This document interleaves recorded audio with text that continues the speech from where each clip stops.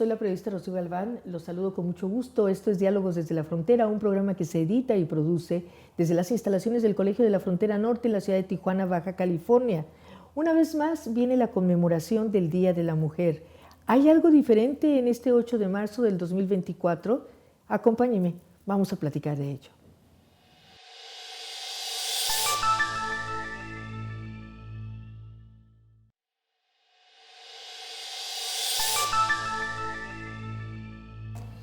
Y precisamente para hablar del estado de la mujer y cómo vive este 8 de marzo del 2024, he invitado a la doctora Marlene Solís Pérez. Ella encabeza la unidad de género del Colegio de la Frontera Norte desde hace 2 años. Es doctora en Ciencias Sociales por el Colegio de la Frontera Norte y es profesora e investigadora adscrita al Departamento de Estudios Sociales. Sus líneas de investigación son género, trabajo, frontera, violencia de género y derechos humanos. Doctora Marlene, gracias por estar aquí. No, muchas gracias por invitarme, Rocío, un gusto. Y dime una cosa, de hace un año ahora, porque hace un año más o menos en estas fechas conversábamos sobre el tema, sí. ¿Hay algún cambio? ¿Realmente hay alguna situación digna de mencionarse en esto que es la cuestión del género? Bueno, ha habido casos aislados de éxito. No sé tú cómo lo ves. Bueno, pues no, es un tema vigente, más que vigente, en este momento en nuestro país y en el mundo. Yo creo que, digo, porque en el contexto realmente no es todavía favorable para las mujeres. Si bien piensas a nivel internacional, pues actualmente hay una guerra muy desigual y que está provocando seguramente efectos más serios entre las mujeres, las niñas y los niños. Entonces ahí hay una preocupación a nivel internacional de lo que está pasando, más todo lo que significa esto en términos de diásporas, ¿no? Y de migración. También en el tema migratorio, las mujeres están siendo parte de estos procesos migratorios en una configuración distinta que a otros momentos de la migración. Una configuración en la que viajan con su familia, con sus hijos, sus hijas y en diferentes arreglos familiares. Es lo que discutíamos justo hace un año en un foro que organizamos aquí sobre migración y cuidados. Entonces, en ese foro dábamos cuenta, ¿no?, de cómo no se reconoce el papel de las mujeres en los procesos migratorios, ni se reconoce las necesidades específicas de cuidado que se tiene en esos procesos. Entonces, claro que es muy vigente y tenemos todavía que seguir discutiendo y poniendo, haciendo visible estas problemáticas en la migración, en el trabajo, en las afectaciones por el propio COVID, ¿no?, que aunque ya estamos en otro momento, pues tuvieron afectaciones muy fuertes a nivel de los hogares. A nivel de las familias. A nivel de las familias, o sea, se exacerbaron tensiones y se exacerbó la violencia en los hogares, ¿no?, la familia.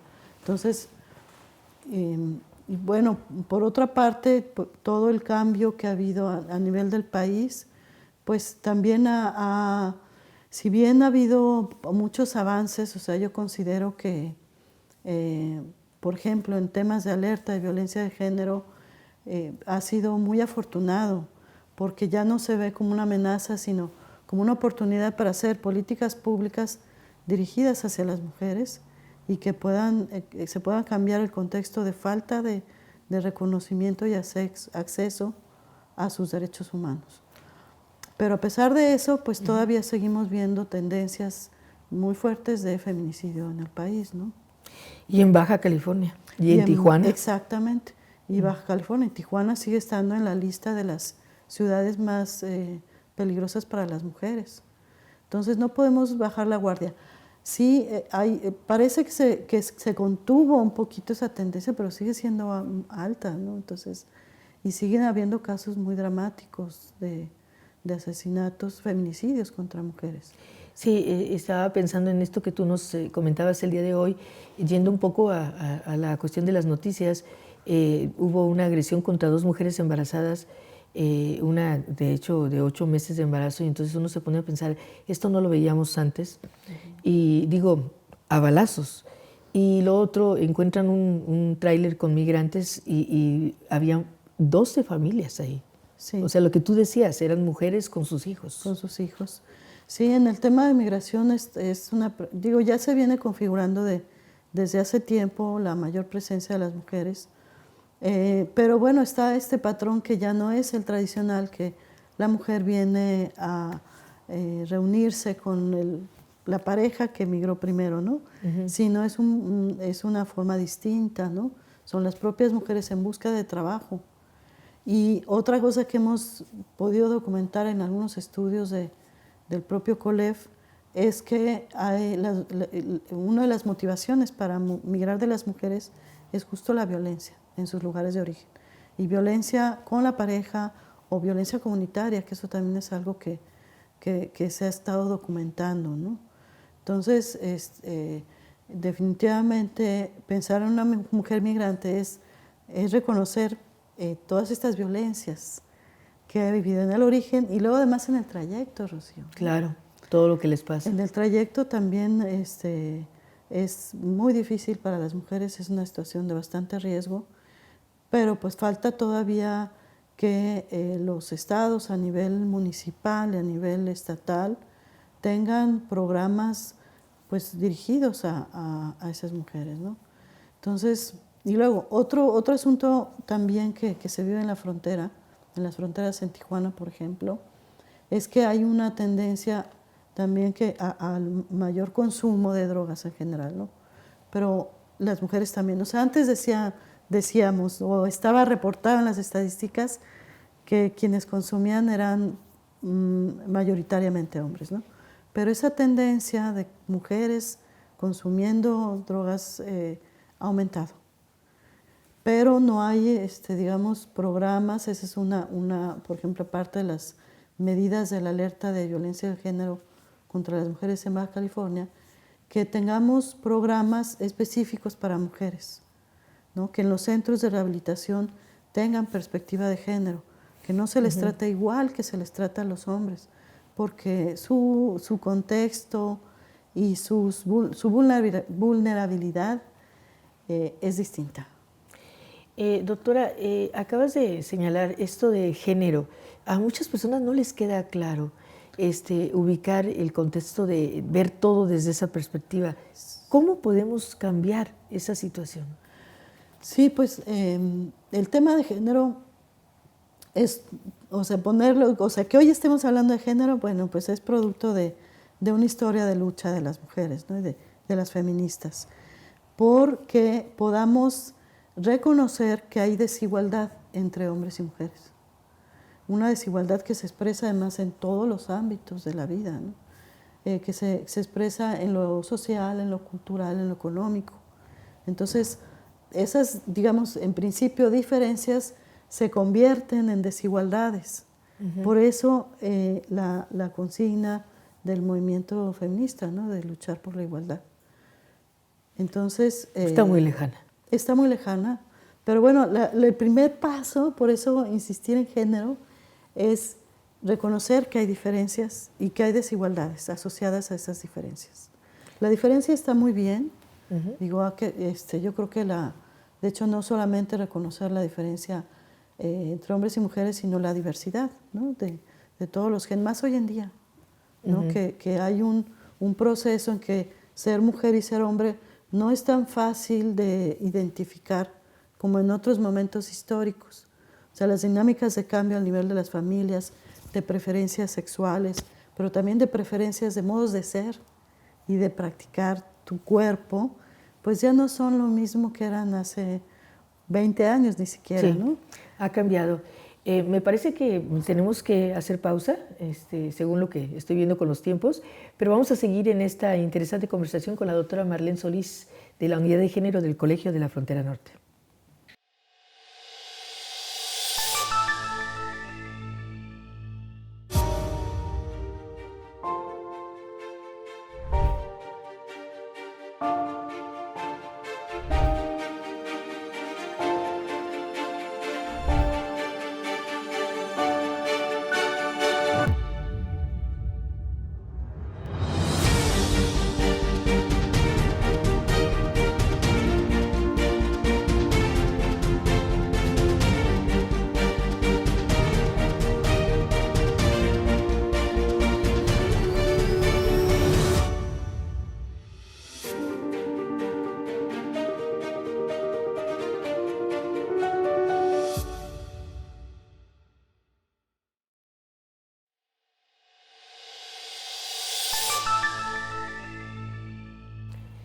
Retomando esta conversación con la doctora Marlene Solís Pérez, de la Unidad de Género del Colegio de la Frontera Norte, le pregunto, ¿ha habido una proliferación de colectivos?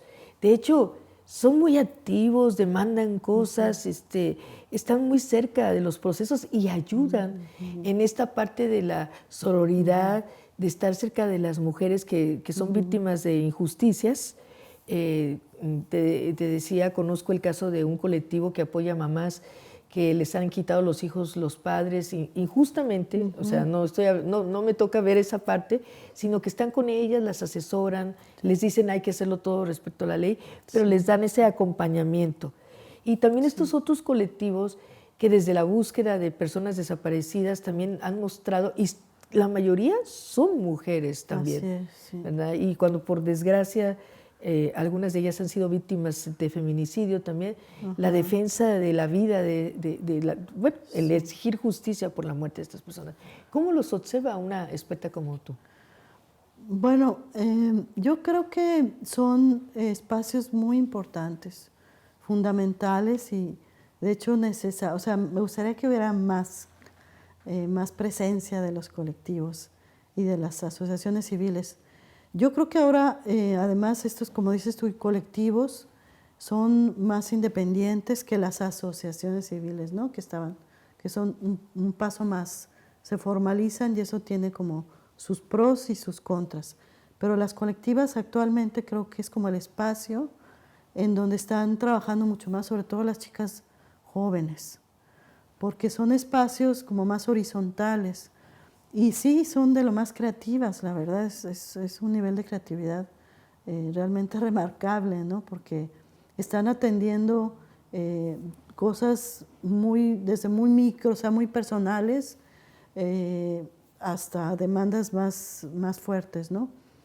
Y digo que son necesarias porque los derechos humanos pues necesitan ciudadanía, o sea, necesitan quien los reclame, ¿no?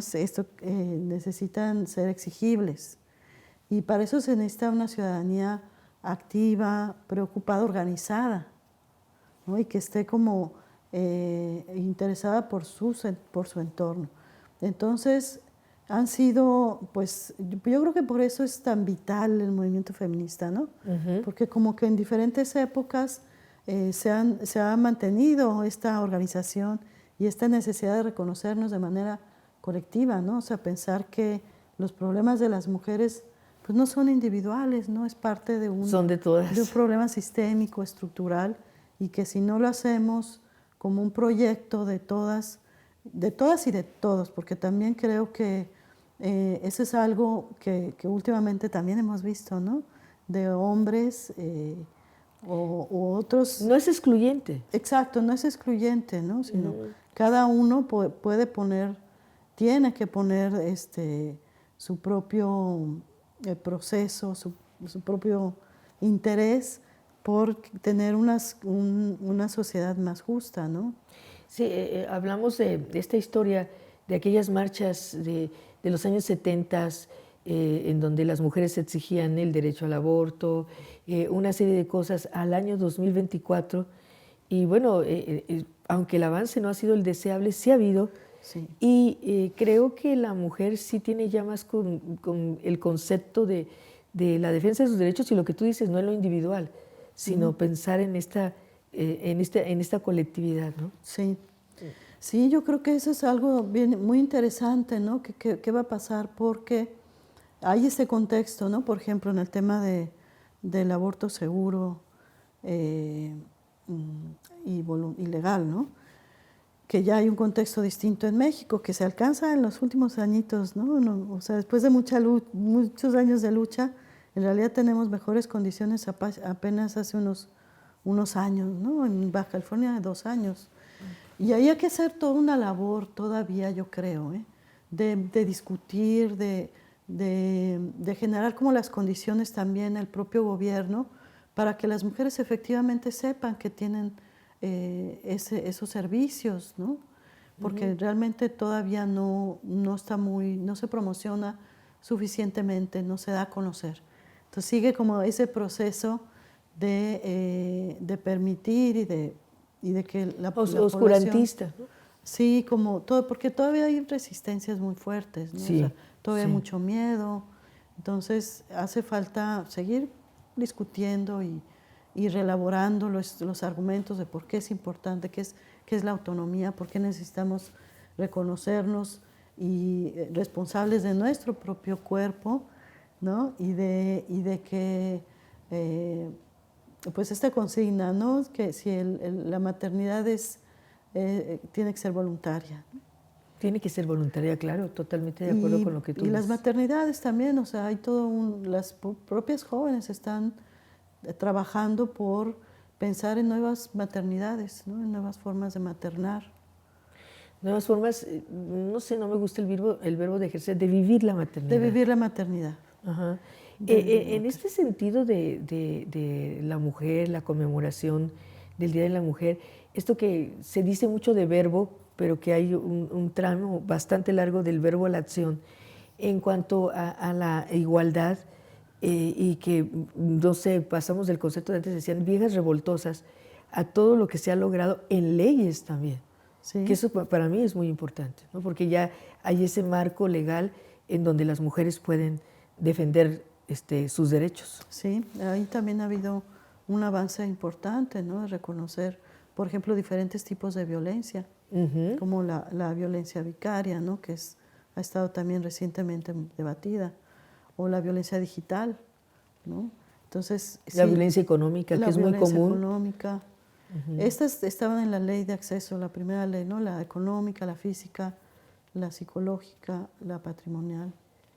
Y ahora entraron como otras formas, recientemente la vicaria y la digital. La vicaria que ha sido muy comentada porque es más común también de lo que nos podemos imaginar. Sí, sí, sí, pues es que sí, es hacerle daño a la pareja a través de A los través de hijos, los ¿no? hijos. Ajá. Y que puede ser reteniendo el apoyo económico que tiene que dar el padre, ¿no? Y bueno, yo creo también, te quería comentar que quisiera hacer relevante, ¿no? El momento que estamos viviendo en México, porque bueno, pues el hecho de que tengamos más mujeres en el gobierno, pues son referentes importantes para todas las mujeres, ¿no? Que podamos tener acceso a estos espacios que en otros momentos era prácticamente imposible, ¿no? Entonces creo que es una oportunidad para todas nosotras. Bien, pues casi se nos agota el tiempo de esta segunda parte de Diálogos desde la Frontera.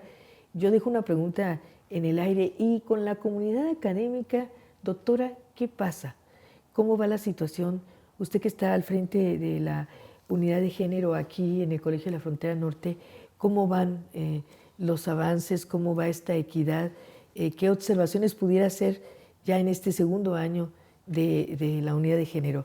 Todo esto lo dejamos en este momento aquí porque vamos a hacer una pausa y regresamos con la última parte de esta conversación con la doctora Marlene Solís Pérez.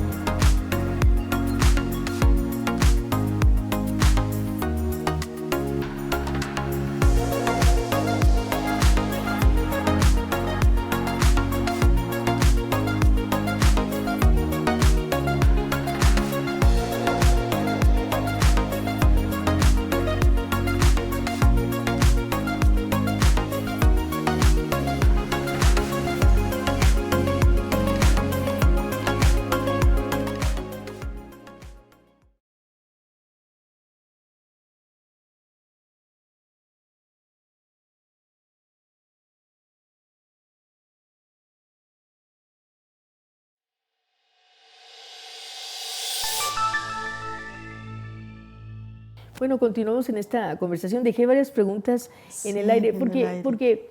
porque la verdad, doctora, a veces pensamos que la mujer académica Ajá. dista mucho de la mujer doctora en otra área, o la maestra, o la mujer que está en su casa, o la mujer que trabaja en una maquiladora.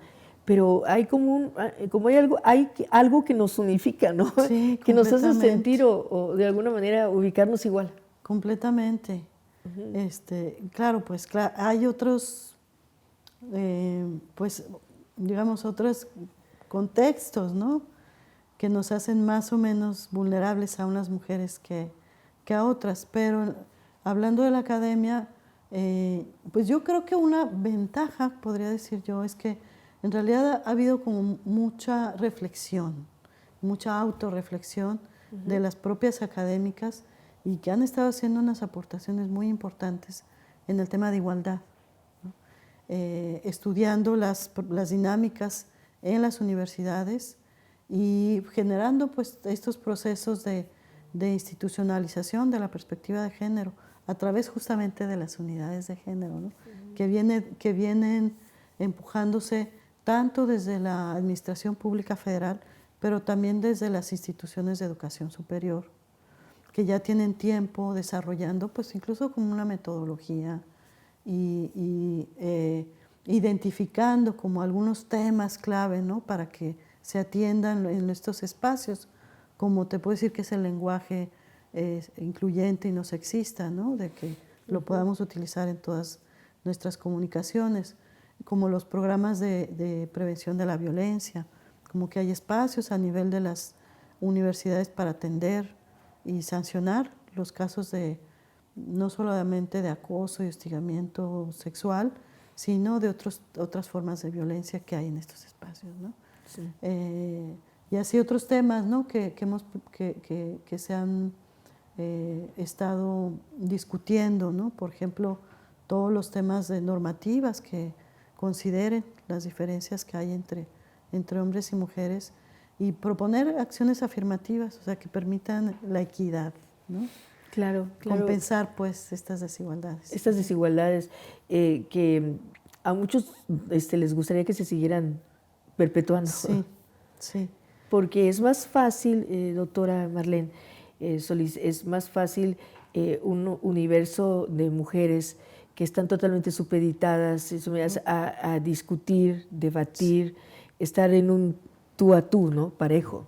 Sí, pero además yo pienso que a nivel pues sí, de la sociedad estamos en un momento muy crítico, ¿no?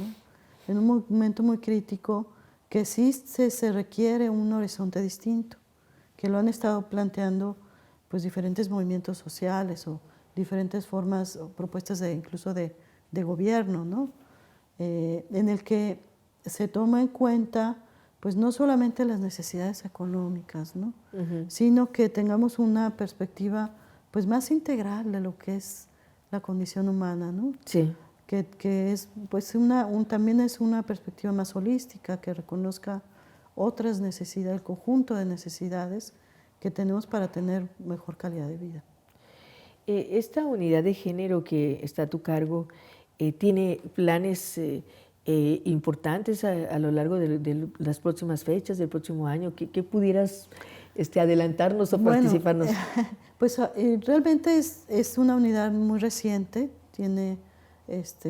va a cumplir apenas 2 años a mediados de junio, por ahí. Y entonces ahorita ha sido todo un proceso para colocar esta unidad de género dentro de la estructura organizativa de esta institución, ¿no? Entonces eso ha llevado los primeros meses de trabajo, casi 1 año, en crear los lineamientos y tener además las condiciones incluso físicas, te puedo decir, ¿no? Porque los primeros meses trabajamos sin ninguna oficina, sin personal, y ahorita apenas tenemos ya una oficina y tenemos al menos una persona becaria. Entonces hay que armar ese espacio porque es un espacio para actuar de manera cotidiana. Sí, que se acostumbren a que está ahí. Exacto, exacto. Y además estamos como en una etapa también de diagnóstico. Entonces, lo que puedo adelantar es que justo estamos preparando un reporte estadístico de las distintas poblaciones que conforman el COLEF, o sea, estudiantes, profesores, investigadores, técnicos, profesores y profesoras, personal técnico académico, personal administrativo, cómo está el tema de la participación de hombres y mujeres, ¿no? Para identificar algunas brechas. Ese va a ser como un primer diagnóstico, más otros que ya tenemos, y a partir de ahí vamos a proponer un programa de trabajo. ¿Qué te significa el encabezar la unidad de género en el Colegio de la Frontera Norte, siendo una persona que siempre has estado, o sea, ha sido tu línea de investigación o tu línea, podemos decir, de vida? Pues sí, de vida, de vida, porque es que en realidad, por supuesto que detrás de lo que yo he hecho como investigadora, pues está la preocupación por mejorar, ¿no? Mejorar las condiciones de vida y en general la posición de las mujeres, ¿no? Reivindicar el valor de lo femenino, ¿no? Pues eso estaba detrás de mis investigaciones, pero se ha tenido que mover mis líneas, porque pues así es, o sea, a veces que uno está en un tema, pero la propia realidad te mueve hacia otros temas. Y la verdad es que eso me ha pasado a mí, ¿no? O sea, sí empecé porque yo estudiaba el trabajo, las ocupaciones y cómo era construirse una identidad en el trabajo como mujer y como hombre, pero luego tuve que moverme atendiendo a estas demandas al tema más de violencia contra las mujeres. Que Entonces, ahí sí desafortunadamente no tenemos buenos resultados. no tenemos, y la verdad es que me sentí muy comprometida, pues también porque me ha tocado personalmente, ¿no? Porque personas cercanas han estado en esa situación, pero pues también porque los casos te llevan a eso, o sea, te tienes que sentir comprometida. Uno de los estudios que hice recientemente, que fue sobre Rendichicas, una de ellas fue víctima de feminicidio. Ah, claro, Entonces, lo recuerdo. Lo recuerdo. Entonces, ¿cómo no comprometerse e intentar aportar desde lo poco o mucho que tengo de experiencia, ¿no? Con las alertas de violencia de género? Esa fue una decisión que tomé en entrar. Creo que vamos a necesitar un capítulo 2. Un capítulo 2. Un capítulo 2. Entonces luego está este encargo que el presidente del Colegio de la Frontera Norte pues tuvo la voluntad política de crear la unidad ya, ¿no? Y pues tuvo la deferencia de invitarme a este proyecto. Y yo desde hace tiempo estoy pensando que el colegio necesita un espacio como este, ¿no?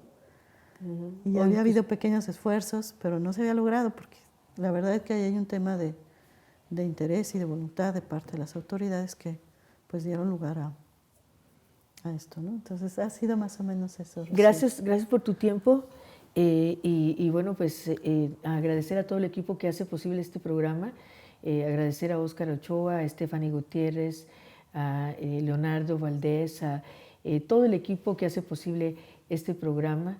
Espero no haber olvidado a nadie y si no me repongo para la próxima edición. Y por supuesto le invitamos a que siga Diálogos desde la Frontera en sus emisiones, visitar las plataformas en donde se expone este programa y por supuesto estar pendiente de las redes sociales del Colegio de la Frontera Norte. Muchas gracias por su atención. Hasta la próxima.